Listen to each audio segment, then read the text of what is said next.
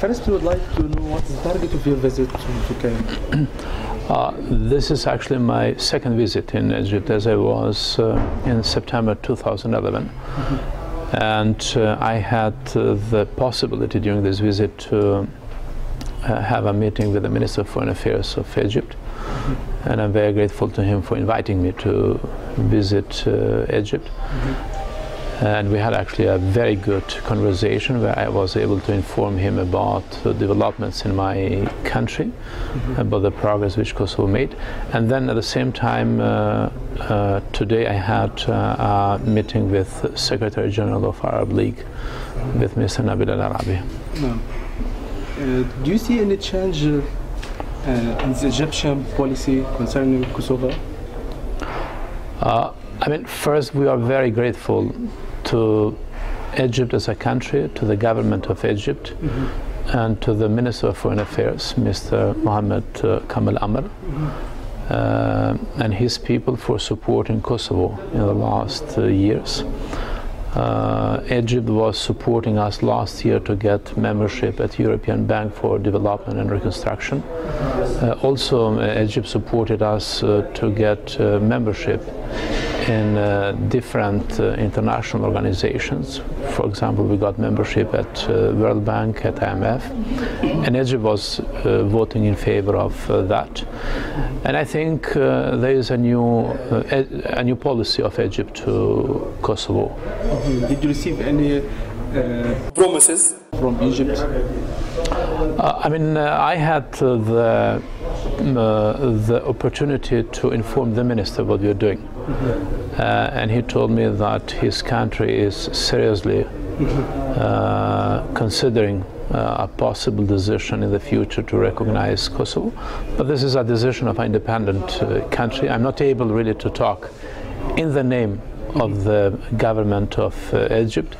What I'm able to say is that the people in Kosovo, they're fighting in the last 20 years to be an independent country. We were fighting for the same aspirations like many other Arab nations in the last 3-4 years. I mean, we were fighting for dignity, for justice, for freedom. And I think the time has come, even Egypt, to take a positive decision to recognize Kosovo. But how do you see the slow reaction of Egypt regarding the recognition of Kosovo? I'm aware that in the last 2 years, the government and the people of Egypt and the political elite were very much focused in transition in this country. And frankly speaking, in compared to my first visit in 2011, the country is a new one. It's not the same country. You made a huge progress, and I see a huge change in your country, and I'm pretty sure that a new Egypt is going to have a new policy to Kosovo in terms of recognizing. When this is going to happen, it's actually something which depends from the government of Egypt. I don't think that it's my job as a Minister of Foreign Affairs of Kosovo to comment a decision taken by your government. But I think there is contacts, direct contacts between the two presidents. I mean, in the last year, we couldn't organize a meeting at the level of head of states. But our president and our prime minister are more than interested and committed to have very good relation with Egypt. Both Madam President Yahyaga and Prime Minister Thaci met many times your Minister of Foreign Affairs.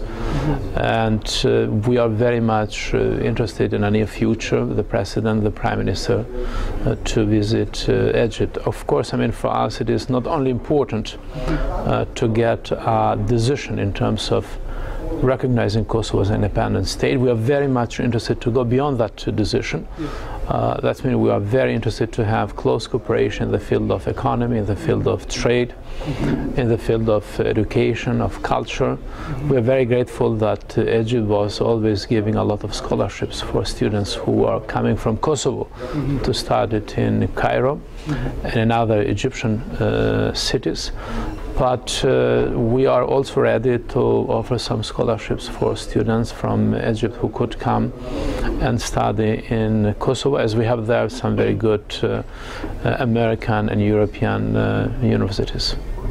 The Islamic summit will be held at the beginning of the next month in Egypt.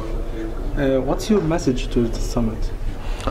I was taking part in the last meeting, which was held in Djibouti at the foreign minister levels, and I was very honored that I got the invitation from OIC, but also by Djibouti foreign minister, and we are hoping that Kosovo is going to participate in the next OIC summit. And of course the main idea of our participation is really to inform all members of OIC for the progress which Kosovo made in the last 5 years as an independent country.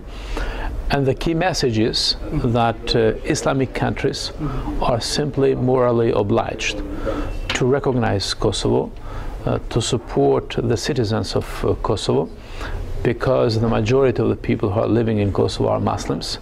And I think it is the right time for government of Egypt, and it is the right time for many Arab countries and many OIC members really to recognize Kosovo as an independent state. Do you think that there is pressure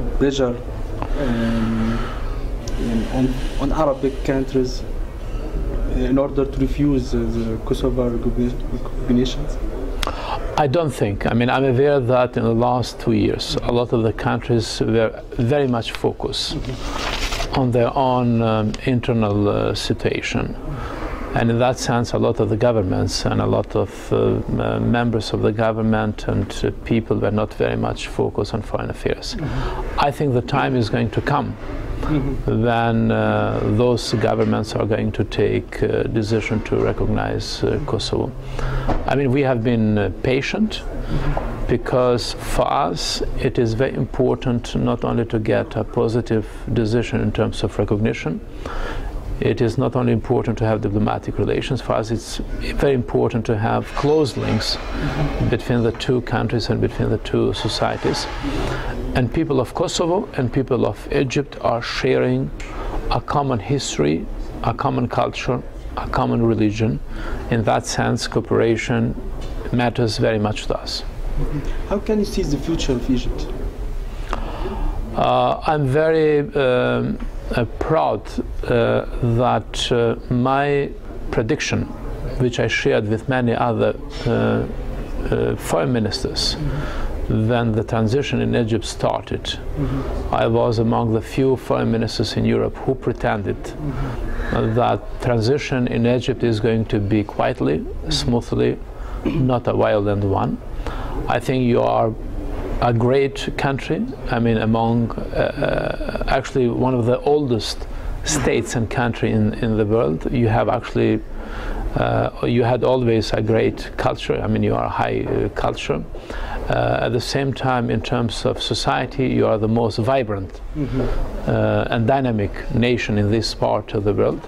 I'm seeing simply a bright future for Egypt, and I think the decision which were taken by the president, the decision which were taken by the government, the decision which were taken by the parliament, the way how you're shaping politics here, how you're shaping the future, it's something which is actually a big inspiration for many other Arab nations and for many other nations in the world. Do you think there is a shift within power balance between Israel and Palestinians as a reflection of the political changes in Egypt? I think Egypt is a key factor of peace, stability and the security in the Middle East. And I think the role which Egypt is playing in the Middle East is a crucial one in terms of supporting all nations through dialogue, through peaceful means, really to find a solution. And I think President Morsi, your Prime Minister, your Foreign Minister, are actually very much supported and appreciated in different parts of the world for a very long-term vision and a proper vision which they are developing not only for your country but actually for this part of the world. We are aware that Egypt is among the most important states within the Arab League. Secondly, it is one of the most important members of OIC. And third, it is one of the most important countries in Africa. Yeah. That means you are actually a regional and a multilateral player, and the way how your president, your government is projecting a foreign policy is something which means a lot even to us in Kosovo and in Europe. Mm-hmm. Concerning Syria, what do you think about the future of Syria? Let me say that we have been among the first governments in Europe to give Syria public support. Kosovo and Kosovars have been for very long an oppressed nation. Yes. Milosevic did genocide. Milosevic and Serbia committed genocide in Kosovo. Milosevic also committed genocide in Bosnia. Frankly speaking, we are very much concerned about the situation in Syria. We condemned many times the violence which is used by Assad against his people. In my view, I don't see any kind of differences between the regime of Assad and the regime of Milosevic. He has to stop killing, he has to leave, and people of Syria simply should have a clear, bright, democratic future, and the government of Kosovo is supporting a democratic transition in Syria. That means the time has come really to stop killing in Syria, and I think the time has come for the international community, including Arab countries, to act in that part of the world and to stop the violence. Okay, thank you very much. Not at all. Thank you. Thank you. Thank you. Thank you.